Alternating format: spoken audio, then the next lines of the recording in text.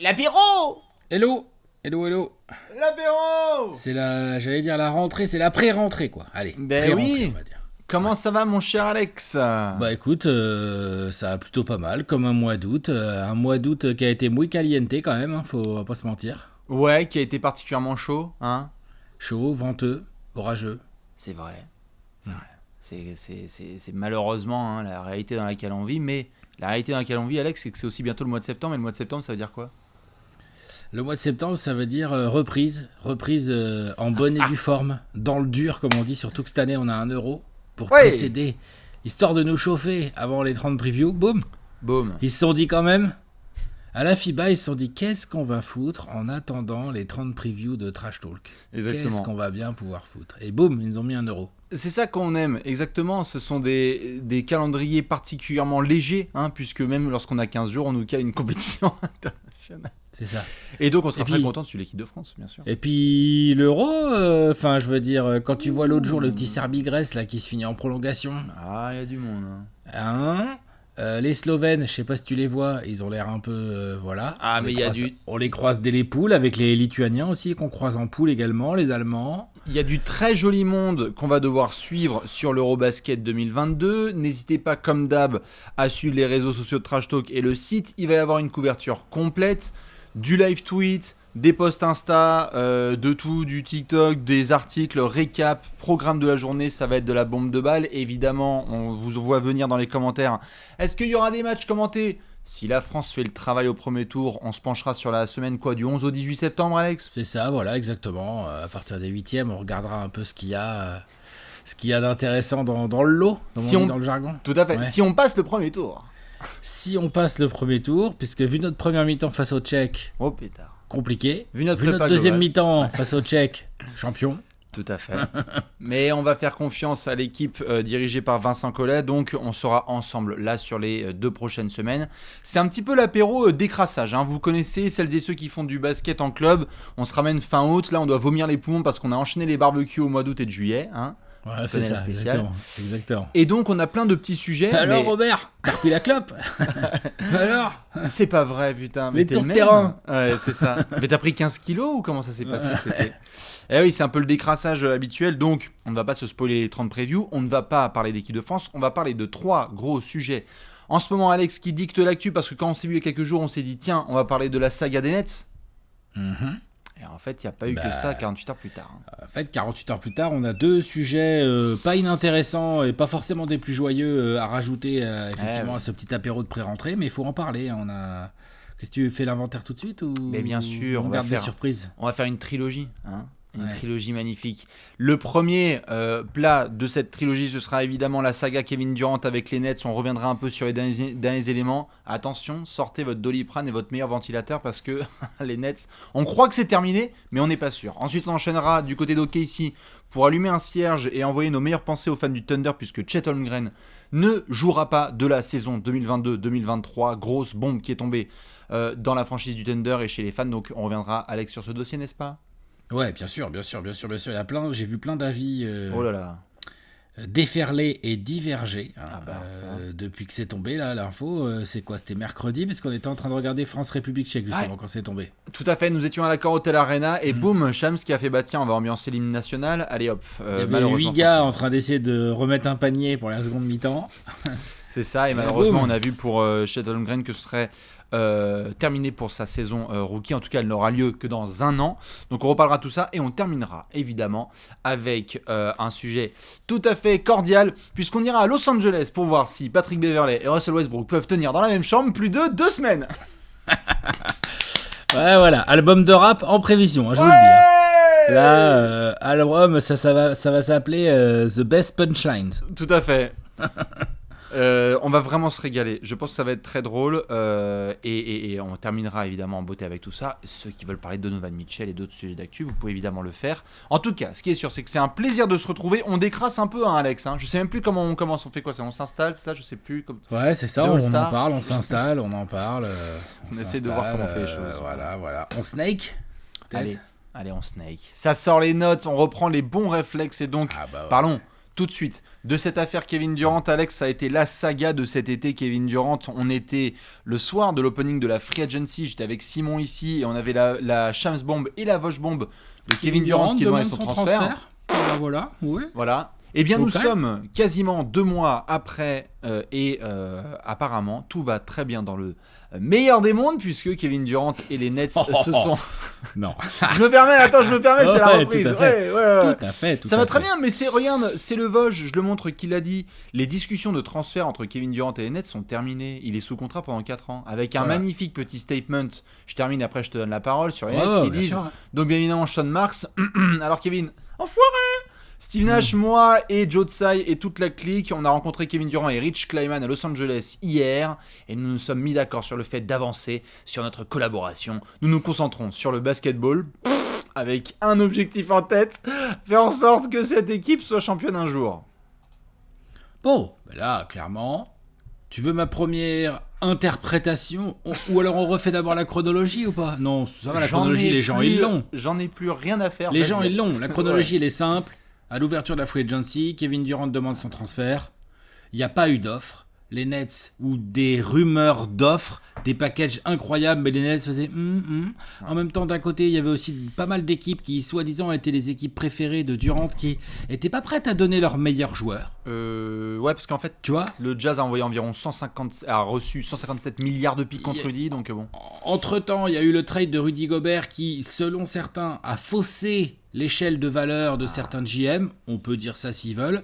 Moi, ce que je vois surtout dans cette histoire là, quand on voit le Vosges qui annonce que on met fin aux discussions de transfert et on se concentre sur le basket et voilà, on a bien compris que ce n'est pas forcément du long terme, que c'est pour l'instant à court terme. Tout à fait. Moi, entre les lignes, je lis que Kevin Durant a dû apprendre à la dure, à ses dépens, au fur et à mesure du mois de juillet et du mois d'août, que la meilleure solution pour lui aussi, c'est la réconciliation, mon poteau. Bah ouais. Ouais. Avec 4 ans de contrat restant, c'est compliqué. Ouais. Ce qu'on lit là, c'est Sean Marks 1, Kevin Durant 0 pour l'instant. Et Joe Tsai, cette histoire-là, et Joe Tsai, bien sûr, enfin, Nets 1, Kevin Durant 0.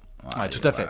On va dire comme ça. Parce qu'il a quand même demandé la tête de Steve Nash et de Sean Marks. Ben c'est ça. Et en face, les Nets, ça a fait... Tu veux pas qu'on se réconcilie plutôt? C'est exactement ça, c'est que historiquement, en effet, quand on voit que KD, il y a un truc un peu flagrant pour Kevin Durant et son camp, c'est que le mec début juillet dit « J'aimerais être transféré, coup de pression ». Et donc Joe Tsai et Sean Marks, on va voir. La NBA s'excite de ouf. Tout à fait. Enfin, moi j'étais là en train de faire des trade machines de malade. La NBA s'excite de ouf, mais Joe Tsai et Sean Marks... On écoute vite fait, mais on est surtout sur répondeur. Ils se sont pointés à la Summer League et ils ont dit ouais, bon, en fait, tant qu'il n'y a pas des histoires avec des Scottie Barnes et Donovan Mitchell ou quoi que ce soit, non merci. Puis ensuite, KD nous a dit si Sean Marks et Steve Nash ne s'en vont pas, je me barre. Joe Tsai a fait exactement là ce que tu as montré comme geste. Ça a croisé les bras, même dans les détails. Joe Tsai est allé voir Kevin Durant à Londres, puisqu'il était avec James Harden en concert pour aller voir Travis Scott, qui t'a bien faire les choses. Et donc les deux auraient discuté et en fait non. Et Joe Tsai a même été public et j'ai trouvé ça assez formidable de la part du proprio des Nets de dire publiquement non, je vais backer et mon general manager et mon coach pour le moment. Faut mettre beaucoup de pour le moment parce que on va voir comment Steve Nash y passera l'automne. Mais donc c'est vrai que comme tu le dis, il y a 1-0 pour Sean Marks parce que là quand tu ressors de ça, c'est qui le patron? C'est pas KD qui décide. KD il peut mettre des coups de pression dans tous les sens. Il faut que son contrat soit transféré par Sean Marks. Sean Marks ne veut pas le transférer, tend la main pour se réconcilier. Rich Kleiman et KD, ils ont dit on va rejouer au basket. Exactement, parce que c'est leur intérêt, parce que KD a 34 ans, parce que KD n'a pas non plus encore 10 ans devant lui. Tout le monde n'est pas LeBron. Ouais. Autre chose quand même d'important, c'est que à titre personnel, je veux bien entendre les histoires de le trade de Rudy Gobert, les Wolves ils ont tellement donné pour Rudy Gobert. Moi je trouve que ça fausse surtout le trade de Donovan Mitchell. Parce que du coup le Jazz se dit attends, t'as vu ce qu'on a eu pour Gobert? Oui, bien sûr. Mais là, ça fait un jeu d'échecs normal. C'est sûr, mais sur KD, moi j'ai été un petit peu déçu de la teneur des offres. Enfin, des offres potentielles. Des offres qui ont été murmurées. Mais bien sûr, mais après, le plafond, Comment ça, c'est compliqué? Kevin Durant, quand même. Oui, tout à fait, c'est Kevin Durant. Mais c'est Kevin Durant avec, justement, cette demande de contrat, cette demande de transfert avec 4 ans de contrat. C'est Kevin Durant avec tendon d'Achille, malgré toutes les exceptionnelles performances qu'il a montrées. Donc, il y a aussi des franchises. La tienne en première. Hein. Il avait dit que Phoenix, c'était son envie prioritaire. Bon, c'est vrai qu'il y a eu des murmures autour de Jaylen Brown, il y a eu des murmures autour de De'Aaron Brooks, Jaren Jackson. Tout à fait. Il y a eu quelques petites choses à droite à gauche, mais honnêtement... Nous, il y a eu des murmures autour d'un package, autour de Mikal Bridges, en gros, quoi. Après, avec d'autres pièces, évidemment. Mais Mikal Bridges, c'était la grosse pièce côté Suns. Mais en vrai, c'est chaud parce que des franchises, oui, se sont permis de prendre l'exemple du transfert de Rudy Gobert en disant bon, non seulement on va prendre vos jeunes stars, mais en plus on veut tous ces pics.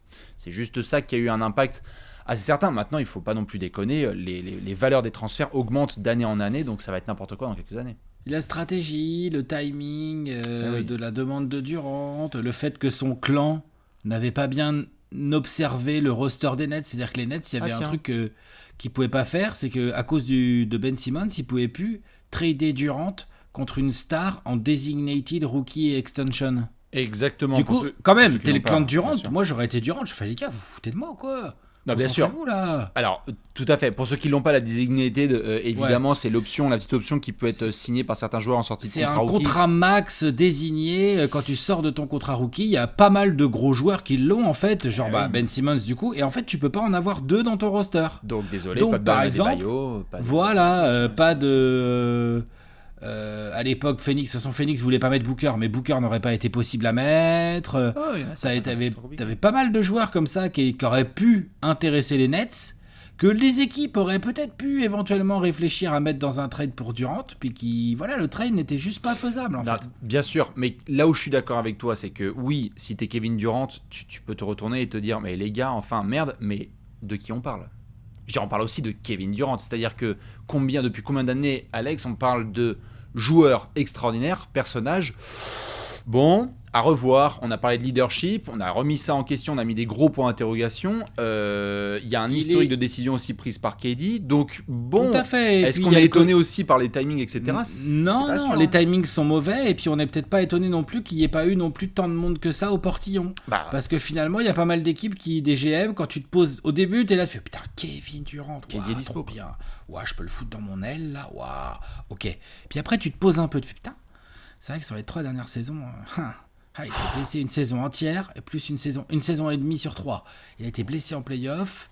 Là, il vient de se faire matrixer dans la popoche de Jason Tatum. C'est pas vrai, ce que je viens de dire. Ce sont les Celtics qui ont écrabouillé les Nets, on est d'accord. Oui. Mais quand même, Kevin Durant a passé quand même un très mauvais moment. Kyrie Irving aussi, d'ailleurs.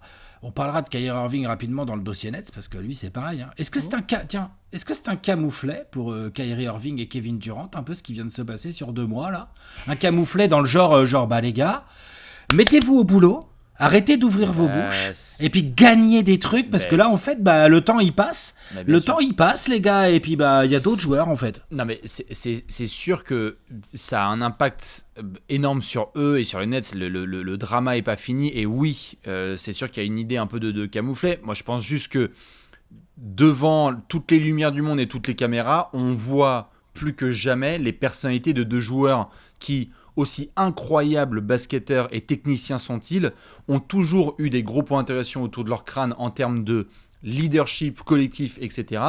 Et là, ça se voit. Je veux dire, il n'y avait même pas encore de début de duo que Kyrie était en public en train de dire « Je ne sais pas si on a besoin d'un coach ». Je veux dire, on en est là quand même. On est avec un Kevin Durant qui est capable de demander publiquement l'éviction et de Nash et de Sean Marks. J'ai même pas de souvenir d'avoir vu ça. L'éviction d'un coach demandé par un joueur, on peut, mais publiquement d'avoir ça, ça montre juste de facto qui sont-ils en termes de juste de patron. On vient de voir Giannis faire des dingueries avec Milwaukee en tant que leader, avec toute une putain de région sur les épaules. On parle de LeBron à chaque fois en leadership, on parle même de certains cas comme des Lillard et compagnie. Bon, il y a 2 catégories. Et là, juste avec Jimmy Butler. Bien sûr, même Tatum ou Brown, franchement, ils se comportent autrement. Après, c'est vrai que Jimmy Butler, bon, certains fans de Minnesota vont se marrer parce qu'à l'époque, lui aussi avait bien forcé sa voix. Mais tout à fait, mais hors de Minnesota, mais il a réussi quand même à trouver sa voie. Et à instaurer un vrai truc lors de la bulle, notamment en 2020. Dans tous les cas, on est aujourd'hui, Alex, dans une situation où on ne peut pas, malgré ce statement, dire que c'est bon, c'est résolu, tout va bien, KD et Kyrie, ça va rouler. Moi, je pense que c'est juste un petit temps mort, mais là, l'automne va être complètement zinzin. La saga, elle n'est pas finie, ça c'est sûr, on est bien d'accord. Surtout du côté KD. Kyrie, je pense qu'on va devoir attendre dans un an la free agency. Parce que tu vois, au niveau du trade de Kyrie, ce qu'on a quand même pu observer là, c'est que carrément, on n'a quasiment même pas eu de rumeurs. Genre, quand Kyrie a commencé à dire qu'il voulait se barrer, qu'il aimerait bien jouer à Los Angeles, tout ça, enfin tous ces trucs de Kyrie là. Oui. Les équipes que lui, il voulait, Kyrie. Oui. Visiblement, ces équipes-là, elles n'étaient pas prêtes à prendre le pari. Enfin, en tout cas, de manière totalement logique. Pas suffisamment prêtes pour qu'un deal se mette en place. Alors que Kevin Durant, on a quand même vu des choses où, en fait, le trade était absolument énorme et monstrueux, donc très compliqué à monter. Mais Kyrie, il n'était pas si énorme et monstrueux, le trade. Il fallait trouver une solution pour un joueur qui a un salaire à 36 millions, qui a du talent. Oh, faut pas déconner, il y en a des solutions. Si vraiment tu veux te bouger le cul, il y avait des offres correctes à faire honnêtes, je pense. Il n'y en a pas eu. Tout à fait, mais de manière logique. Parce que s'il y a bien un mec qui fait la mauvaise tendance en NBA depuis 3 ans en termes médiatiques, quelle franchise veut attirer un joueur qui est capable, même si c'est son droit, etc., de dire « je joue un match sur 2 » ou « je n'ai pas envie de ceci » ou « je vais mettre certains coachs dans la sauce ». Ils se font sweeper, il est en conférence de presse et il dit qu'il est dans le co-management avec Kevin Durant. Il dit qu'il n'a pas besoin de coach. Bon, il y a un moment, tout technicien et shooter en 50, 40, 90 qui est Kyrie Irving est un des mecs les plus beaux à avoir joué de l'histoire du jeu. Même moi, je sais pas toi Alex, mais moi on m'aurait dit Kyrie il est sur le marché, mais j'aurais fait je vais continuer ma reconstruction tranquille, j'ai pas envie qu'il y ait le plus gros bâton de TNT de toute la NBA qui débarque dans ma région en fait. C'est ça. Même avec le meilleur package possible. Il est incroyable comme joueur, mais tu mets ça dans ton vestiaire, mais c'est là. Enfin, demander aux Cavs, aux Celtics, aux Nets, c'est bon, on a assez d'exemples là, non ? Ouais, c'est ça, mais du coup pour KD, il y a eu un côté un peu camouflet parce que sa stratégie n'était pas bonne. Pour Kyrie, je trouve qu'il y a un gros wake-up call, qu'il n'y a pas de marché, quoi. Et je suis très curieux de voir la free agency prochaine, ce que ça va donner. Je pense qu'il y aura un max quelque part. Ah ouais ? Moi, je demande à voir, tu vois. En fait, c'est ça. Je demande à voir. Mais ça va exactement. C'est ça qui est fou. Non, mais c'est fou parce que normalement, je devrais être d'accord avec toi. Je devrais dire, bien sûr, il y a quelqu'un qui va lui filer 3 ou 4 saisons plein pot et on n'en parle plus. Là. Parce que Kyrie Irving, dans l'absolu, 35 millions pour Kyrie Irving, quand tu vois les contrats d'aujourd'hui, j'ai limite envie de dire c'est pas cher. Ouais, tout à fait, bien sûr. Et puis parce que quand il joue l'autre, c'est quelque chose. Non, mais c'est énorme. Il remplit les stades. Mais là où ça va par rapport, c'est exactement en lien avec le point que tu faisais précédemment, c'est que quand on dit que la saga n'est pas terminée, c'est que tu es désormais officiellement dans une année de contrat de Kyrie. Donc s'il y a bien un mec qui va vouloir s'appliquer à faire une saison de zinzin, de All-Star pour avoir sa cote maximale à l'été 2023, c'est Kyrie fucking Irving. Enfin, tu vois. Donc, il va continuer à foutre le bordel, par exemple, à la trade deadline. J'ai vu des fans des Nets, évidemment, qui s'appliquaient à nous expliquer que si ça clique bien, Ben Simmons, tout ça, s'ils sont dos au mur et qu'ils se retrouvent en groupe un peu seuls contre tous et tout, ça peut donner un truc de ouf. C'est pas complètement faux parce que sur le papier, Sean Marks, pendant que KD et Kyrie faisaient leur petit caca nerveux là, l'autre, Royce O'Neal, on en parlera dans les 30 previews. Hop, TJ Warren, clac, un petit Edmond Summer, hop là. Non mais bien sûr, peut-être un petit pivot au moment où on parle, il manque un pivot, un éboueur. Et ils vont aller prendre soit Tristan Thompson, soit DeMarcus Cousins, soit ne sais-je. C'est sûr, l'effectif des Nets. Il y a de quoi jouer, comme on dit. Mais bien sûr, et même, je crois que c'était Bobby Marks qui en parlait sur ESPN, sur leurs antennes il y a quelques jours, qui disait honnêtement, de tous les rosters, hormis Warriors, avec lesquels Kevin Durant a pu jouer, celui-là de la saison prochaine. Celui-là, il est sale. Il est salissime. Ils ont un potentiel de dingue. Le problème, c'est qu'avec Desi, on coupe des arbres et on remplit. Mais bien sûr. Et on remplit des Castorama. Mais je pense qu'à un moment, ça a joué dans la tête de KD. Il y a ses conseillers qui lui ont dit, gros, t'es sûr que tu veux aller à Phoenix, à Miami ou je sais pas où ? Parce que je te dis pas que c'est pas des bonnes équipes, Phoenix et Miami, mais regarde ce que t'as là à Brooklyn. Ouais, regarde ce que t'as autour de toi à Brooklyn. Bah, c'est un mélange de plein de choses, c'est ça notamment, ouais, c'est l'effectif actuel, c'est le fait que, bah mec, là dans les offres de transfert, on n'a pas grand chose là, donc en fait Sean Marks il est pas très très chaud pour bouger, et gros, tu nous fais ça, on a fait cette demande, il reste 4 ans de contrat.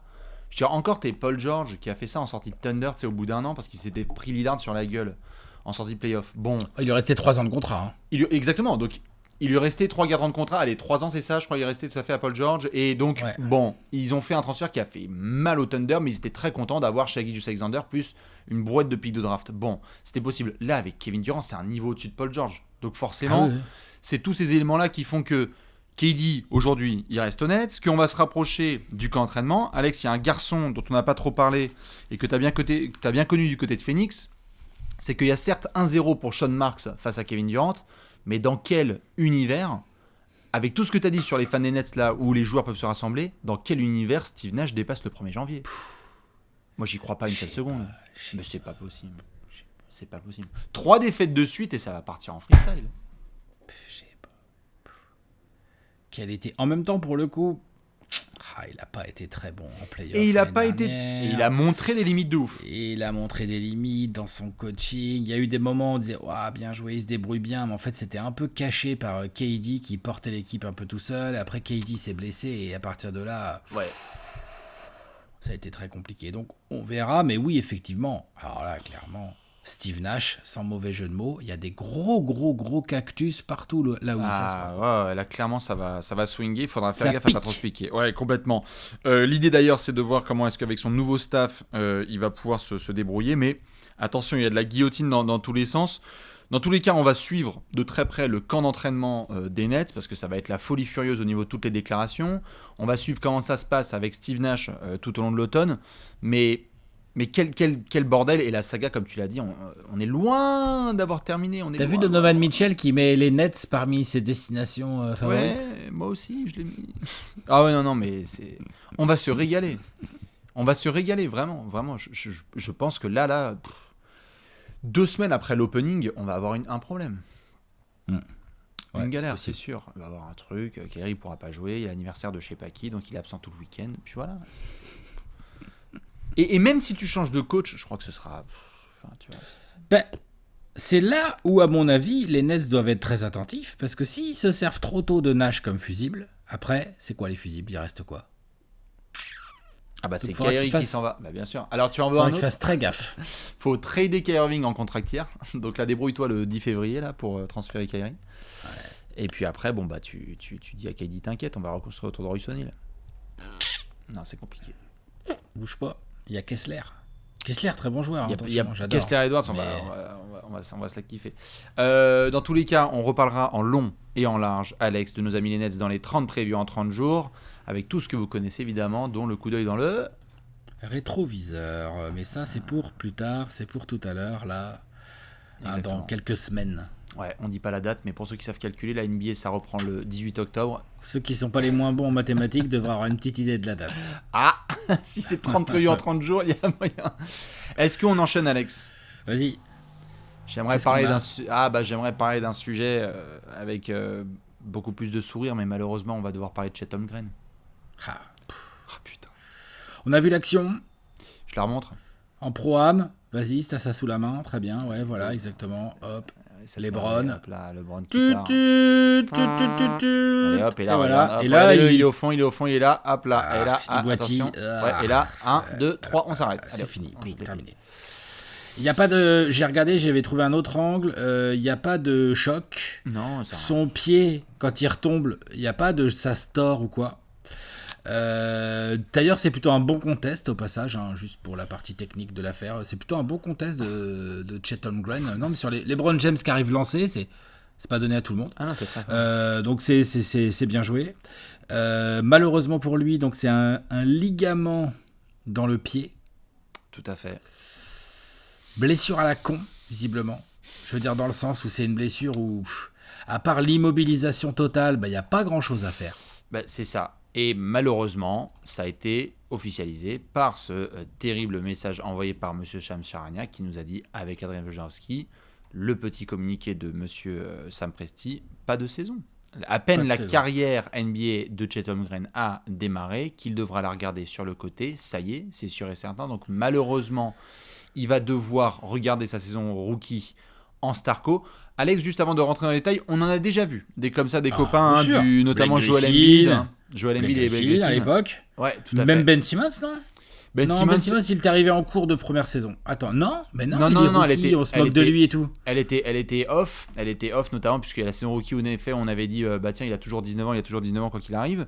Donc oui, il y a eu des cas comme ça. Maintenant, les pieds et les géants, c'est toujours quelque chose qui nous fait peur, Alex. On a vu du Yao Ming, on a vu des Idonas Ilgauskas, on a vu plein de gens avoir des soucis Après, aux pieds il est comme pas ça. dans cette catégorie taille-poids là, lui, le Chet. Il est quand même nettement plus petit et beaucoup moins gros Oui, tout à fait, mais bon. que ces gars-là. Mais il est très Historiquement, grand. les pieds et les grands, c'est dur. Et surtout, c'était un des trucs qui, au moment de sa draft, faisait un petit peu discuter. C'est oh là là, est-ce qu'il est pas un peu trop maigre? Oh là là, est-ce qu'il risque pas de se blesser? Oh là là, oh là là. Je pense que cette blessure-là n'a rien à voir. Non. Je pense. Non. Mais je veux juste dire, voilà. C'était un sujet de discussion, le côté est-ce que niveau blessure, la durability, comme on dit là-bas chez nos amis de l'autre côté de l'Atlantique, à ce niveau-là, au niveau résistance à l'effort, au niveau résistance aux blessures, où est-ce qu'on en est avec Chet Holmgren? Donc là, le pauvre, malheureusement, boum, en pro-am, bam, il se blesse. Tout à fait. Donc, il se fait une vraie blessure au pied, hein, qui est donc une blessure qu'on appelle Lisfranc. Hein, pour ceux qui ne le savent pas, notamment de la part du chirurgien français Jacques Lisfranc de Saint-Martin. Voilà, hein, comme ça, classe. Vous savez tout. Vous pouvez retrouver tous les détails, notamment dans un excellent article de The Athletic, où on a tous les détails autour de cette blessure. On est sur une année off complète, donc forcément déjà, avant de démarrer, c'est une pensée pour nos amis fans du Thunder, parce qu'il y avait beaucoup d'excitation. Chet Holmgren, on l'a vu à Gonzaga, on l'avait vu avec l'équipe américaine face à Victor Wembanyama, on l'avait vu en tant que phénomène, tout ce qui est YouTube, Bally's Life, etc. Et on l'avait vu, Alex, en Summer League, déjà montrer, certes uniquement de la Summer League, mais montrer des bases hyper intéressantes des deux côtés du terrain. Donc il y avait une hype qui était monstrueuse autour de Chet. Disons qu'on commençait à être là, à se dire le Thunder, même si c'est très jeune et qu'il faut pas s'enflammer, entre Shai, Lugensdort, Josh Giddey, là maintenant tu leur mets un petit Chet Holmgren qui va quand même pas trop mal protéger le cercle, même s'il a encore du boulot et tout. Donc, les deux Williams, c'est vrai que ouais, voilà, c'est ça. Chet Holmgren amenait un côté genre défensif un peu licorne dans la raquette d'OKC, qui faisait qu'on se disait OKC, sur un malentendu, si ça démarre bien, ils peuvent peut-être être une vraie équipe intéressante. Là, OKC, tout le monde est reparti, gros tank. Alors, ce que je trouve, moi, personnellement, un peu rapide en termes de jugement, je vois bien le délire, mais ça me paraît un peu rapide en termes de jugement. Je serais fan d'OKC, ça m'énerverait. C'est prématuré. Et puis surtout, ça m'inquiéterait. Parce que moi, Shai Gilgeous-Alexander, je suis pas sûr qu'il ait envie d'enchaîner les saisons de tanking comme ça ad vitam aeternam. Hein. Ça, c'est sûr. On a parlé maintes fois sur cette chaîne que ce serait bien que Shai Gilgeous joue une saison complète dans une équipe compétitive. Donc ça, il l'a fait à l'époque avec Dennis Schroeder et Chris Paul. Mais en effet, c'est un peu prématuré de parler de tanking. On va quand même pas déconner. On n'est même pas en septembre que ça parle déjà de balles de ping-pong doucement. Hein, même si en effet, il y a des belles pépites prévues pour la draft 2023. Tu as tout un tas de jeunes à devoir développer. On en parlera pareil dans la preview du Thunder qui arrivera peut-être rapidement dans les 30 jours. Ou pas d'ailleurs. Bon, on verra. Ou pas. Est-ce que ce sera avant ou après les Rockets? Je laisserai évidemment les fans devoir débattre pour voir comment ça se passe au niveau des projets. Ce qui est sûr, c'est qu'en tout cas, le management d'OKC a pris une décision assez claire. On a vu, Alex, par le passé, des jeunes avoir des blessures particulières et où il y avait une sorte d'hésitation sur la manière de communiquer. C'est-à-dire, on attend avant de donner un agenda ou un timetable du nombre de mois où il faudra attendre. Là, le Thunder, qui a le temps, évidemment, dit tout de suite que la saison, elle est terminée. Ce qui est pas mal parce que ça permet à Chet de faire ce long chemin qui va être vraiment compliqué, de revenir à 100% sans qu'il ait la pression d'un « alors c'est quand tu reviens, alors c'est quand tu reviens ». On a vu Alex des comme ça, des Derrick Rose, des compagnies où souvent il y a la pression du management qui essaye de devoir être compétitif. Mais là, c'est pas tout à fait le cas. Je suis là. Oui, non, je disais, c'est pas tout à fait le cas. Ah, je crois que tu m'entendais plus. Non, je t'entends. Non, c'est pas tout à fait le cas. Et surtout, ça, comme tu dis, ça enlève de la pression aux joueurs, déjà, aux jeunes joueurs. Il va pouvoir se soigner peinard. Je pense que ça enlève de la pression aux coachs aussi. qui, du coup, fait aucun plan autour de Chet Holmgren direct. Marc Daigneault, là, il a pris sa tablette, il a fait bon, alors, ma raquette. Alors, Mike qu'est-ce Muscala. que j'ai dans la raquette? Voilà, c'est ça, mais tu vois, genre, voilà. Et du coup, ça lui enlève aussi de la pression. Par contre, je pense que ça doit mettre un petit coup quand même au moral des joueurs qui auraient bien eu envie d'être un peu plus compétitifs cette saison. De Chet, évidemment. Et des joueurs plus confirmés qui auraient eu envie d'être plus compétitifs, je pense à Lugensdort et à Shai Gilgeous, évidemment. Parce que eux, c'est vrai que ça a eu un impact. Ils doivent se dire, merde, chier. On recommence là. C'est dommage, la licorne, là, j'aurais bien essayé de jouer avec la licorne. Là, c'est ça. C'est que tu repousses encore un peu le truc, donc tu verras à quoi ça ressemble. Mais le projet Shai, Giddey, Dort et compagnie sur le terrain plus Chet Holmgren, ça n'aura lieu qu'en 2023-24. C'est ça la phrase qui fait vraiment mal. C'est que tu te dis, cette perspective, ça va donner 1 an de teasing. Oui. Un an. Sachant que on parle d'une blessure où il y a beaucoup de gens qui se sont regardés, qui ont fait Lise Franck, Lise quoi, Lise truc, les machins, c'est quoi ce truc? Parce qu'on est souvent habitué, nous on en rigole tous les deux, Alex, quand on est habitué à regarder de la NBA, à suivre les infos, c'est limite si on a un doctorat en médecine, parce qu'on voit des termes qui tombent tout le temps, on est là genre, non t'inquiète, d'expérience. C'est un temps ACL ça. Ouais, temps ACL. 4 semaines. Ouais, oh là 6 là, semaines. ouais. Non, attention. Ouais. Ah, c'est 5e métacarpe, pas le 4e. Ouais, c'est bon, c'est attention. Là, Lise Franck, c'est vrai qu'Alex, on s'est quand même regardé un peu en mode genre, what the fuck, et pour le moment, il y a surtout cette zone de flou, c'est-à-dire, est-ce qu'il pourra revenir rapidement à 100%? Est-ce que ça va impacter très tôt le début de carrière d'un joueur hyper prometteur dans ses déplacements? Parce que c'est aussi un joueur qui avait ce côté licorne de par sa capacité de déplacement pour sa taille. Alors ça, évidemment, il est trop tôt pour répondre, hein, ça c'est sûr et certain. Déjà, le premier truc, c'est qu'il faut voir un peu ce qui va être pratiqué comme acte médical éventuellement sur son pied. Ouais. Ensuite, est-ce que les mecs vont être contents? Ensuite, la rééducation. Et ensuite, quand il va se mettre à jouer, quand il va se mettre à reprendre les entraînements avec contact, le terrain et tout, là, on pourra juger de est-ce qu'il a perdu ou pas. Je pense qu'à cet âge-là, la plupart des mecs, là, de ce que j'ai lu, ont quand même l'air assez optimistes. C'est inquiétant de voir un mec aussi jeune avec une blessure aussi chiante. Par contre, c'est bien de pouvoir le traiter maintenant. Donc on va voir. De toute façon, malheureusement, dans le sport de haut niveau, la blessure, elle est tout le temps présente, elle est tout le temps là. Là, c'est vrai que ça arrive sur un jeune joueur numéro 2 de draft, joueur sur lequel son équipe fondait beaucoup d'espoir. Donc c'est sûr que c'est extrêmement frustrant. Mais là, le Thunder n'a pas d'autre choix. Non, jouer et attendre. Ouais, c'est exactement ça. Maintenant, il y a un sous-débat dans toute cette situation, et c'est d'ailleurs ce qui a fait discuter pas mal de gens ces derniers jours, c'est que cette blessure, elle a lieu notamment dans le classique, le légendaire événement de Jamal Crawford à Seattle, le crossover, qui est donc un rendez-vous pro-am, c'est-à-dire que pendant l'été, pour la communauté, gratuit, des joueurs viennent pour faire le show, pour garder la forme. On en a vu notamment LeBron jouer avec DeMar DeRozan à la Drew League. On a vu là du Paolo Banchero, des Dejounte Murray, exactement, Jason Tatum, Aaron Gordon et LeBron qui était au crossover.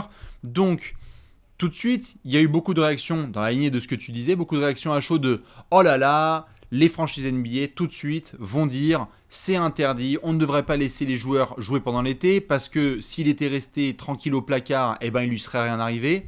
Il faut mettre un petit peu de nuance là-dessus parce qu'on a deux camps, le côté NBA, le côté Pro-Am. Et ce qui ressort pour le moment, c'est que, pour reprendre la phrase que tu disais, les blessures, ça arrive partout dans le sport. Et Norman Powell, qui s'était blessé notamment sur un match de Pro-Am, disait tout simplement la même chose. C'est-à-dire que j'aurais pu me faire ça à un autre moment, ça arrive. Peut-être que la NBA sera juste un petit peu plus carrée sur la manière dont ces pro-am peuvent se dérouler et les participations sont validées. C'est juste ça sur lequel il pourra y avoir des négociations. Une histoire de parquet, là, bon, à suivre. Bah, ils vont... L'histoire de qualité de parquet, là. Ouais, ils ont voulu savoir si le parquet était... Il y avait eu un problème de système d'alarme à incendie dans la salle du crossover. Du coup, la salle est restée fermée. Du coup, la salle est devenue humide. Bref, Jamal Crawford a essayé de faire un maximum de com pour montrer que c'était pas un problème de parquet. Bon, ça, on est tous encore une fois spécialistes du parquet. C'est juste, par rapport à cette situation, Alex, les franchises NBA autorisent les joueurs à participer à ces matchs d'exhibition un petit peu de manière gratuite pour la communauté. Je pense pas qu'on doive s'attendre à une réaction forte de la part des propriétaires de la NBA, mais il va quand même y avoir 2 ou 3 discussions, je pense. Oui, il y aura des discussions. Il y a des joueurs qui voudront moins venir. Il y a des franchises qui vont demander aux joueurs de s'assurer. Il y a plein de trucs qui vont être mis en place, c'est sûr, et qui seront peut-être un peu chiants pour les ligues d'été, mais bon.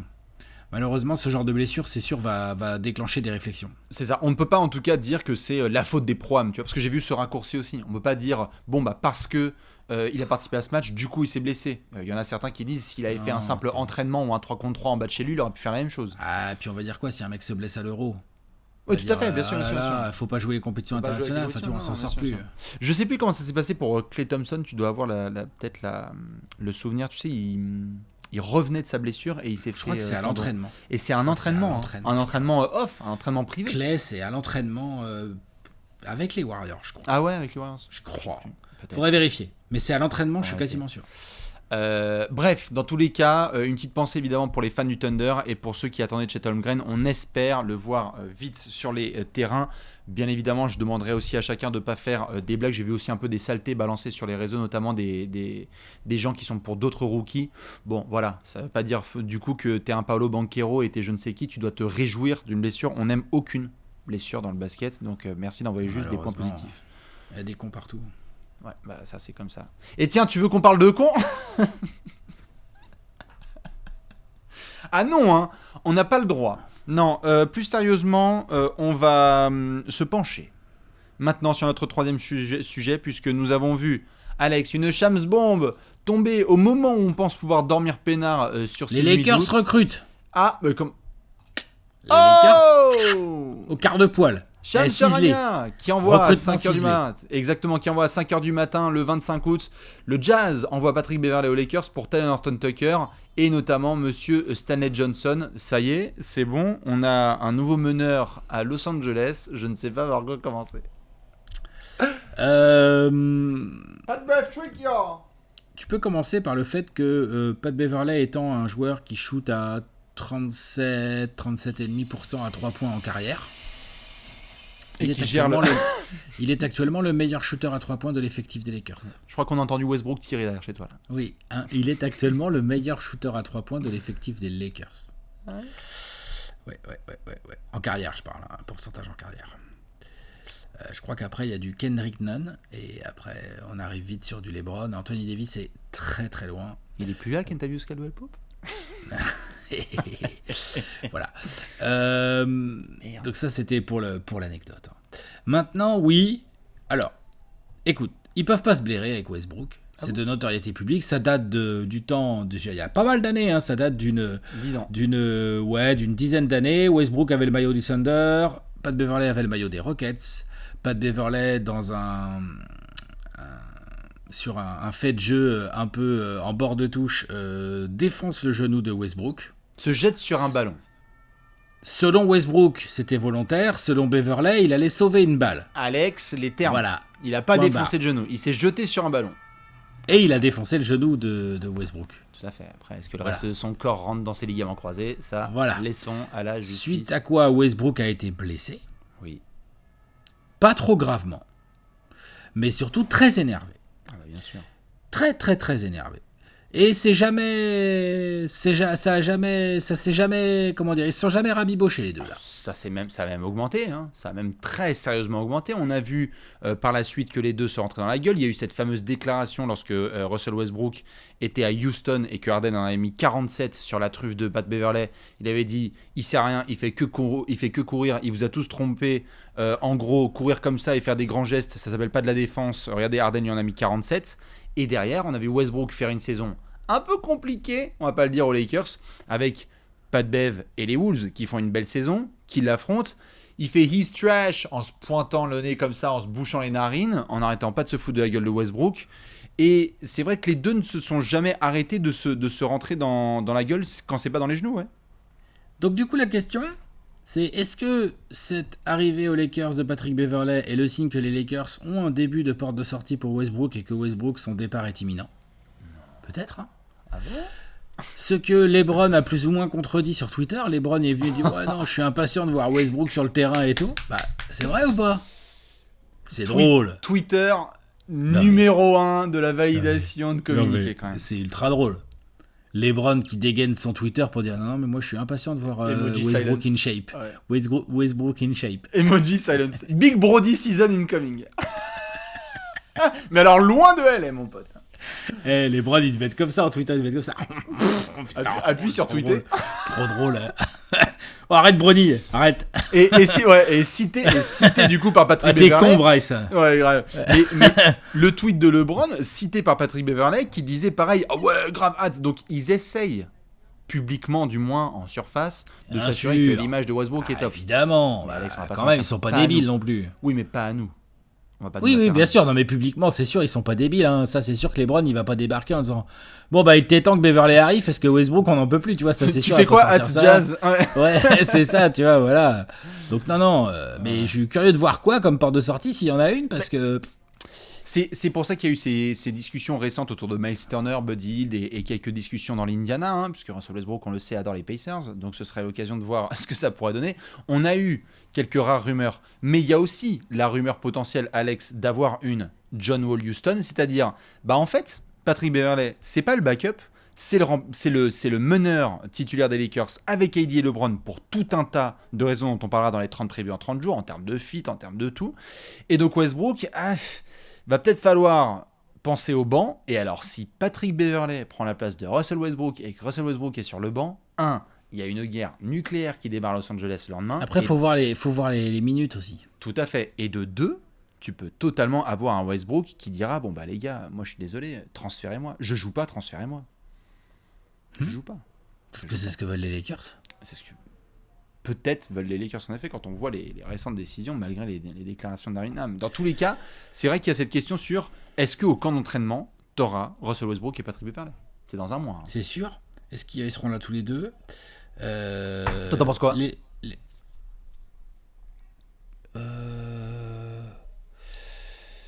je pense que c'est réglé cette affaire.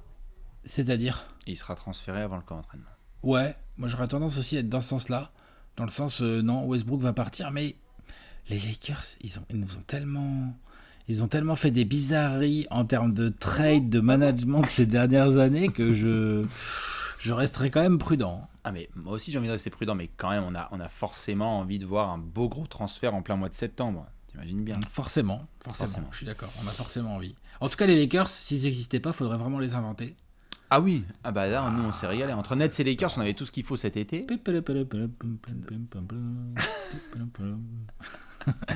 là, t'attends de voir, parce que maintenant qu'ils vont trader Westbrook, ils vont essayer, mais contre quoi ils vont récupérer? Enfin, c'est compliqué, quoi. C'est sûr que c'est compliqué. Tout ceci nous mène quand même au point suivant, qui est le point final, Alex, c'est qu'entre la saga KD, qui semble au moins avoir une pause, et le Jazz qui nous transfère Patrick Beverley, est-ce que Utah pourrait aussi nous animer les prochaines semaines entre les Bogdanovic, les Conley, les Jordan Clarkson et les Donovan Mitchell, évidemment, parce que là, ah oui, Danny Ainge, ça sonne Danny quand même le bon nettoyage de la part de Danny Ainge. Danny Ainge, il est arrivé, il a fait, les gars, regardez-moi bien. Regardez comment je vais tout niquer. Ouais, c'est ça exactement. C'est là, tu vois le gros bouton rouge là, on va appuyer dessus, mais on va se faire plaisir. Arrêtez d'hésiter. C'est sûr, Danny Ainge, je pense que Danny Ainge, il a en projet que Donovan Mitchell ne soit plus là à la reprise. Bien sûr. Clairement. L'autre, il veut des pics de draft, l'autre. Je crois il en a eu une belle palanquée de la part des L'autre, il s'est lancé dans un concours avec Sam Presti, là. Regarde, je vais en avoir 9 au prochain trade. Sam, t'as vu tout ce que j'ai eu, là? Et de 9 Et de 9 Non, mais c'est peut-être ça qu'on va devoir surveiller, Alex, c'est le dossier de Donovan Mitchell, parce que pas de Bev qui s'en va, c'était attendu. Là, tu as juste petite dédicace pour les fans du Jazz. Tyler Horton-Tucker peut potentiellement avoir des minutes intéressantes à Utah si Donovan Mitchell n'est pas là, parce qu'il y a quand même un beau potentiel pour Tyler Horton-Tucker. Il n'a pas pu aussi bien s'exprimer que voulu. Stanley Johnson, peut-être, va s'en sortir lui aussi. Mais Mitchell, là, on est sur quoi? Les Knicks, et puis c'est tout? Non. Il a dit les Nets, c'est le hit. Oui, mais... Lui, qu'il aime bien. Oui, j'espère qu'ils aiment Duncan Robinson, les mecs, parce que pour se coltiner Donovan Mitchell, il faut lâcher Duncan Robinson minimum. Duncan Robinson, tu donnes Tyler Hero et puis du pic. Peut-être que le Jazz, ça les intéresse. Hein. Est-ce qu'ils lâcheront Tyler Hero? Donovan Mitchell, quand même, faut pas exagérer, il est fort. Donovan Mitchell, tu le mets à côté de... Tu le coinces entre Jimmy Butler et Kyle Lowry. Tu sais que ça peut quand même...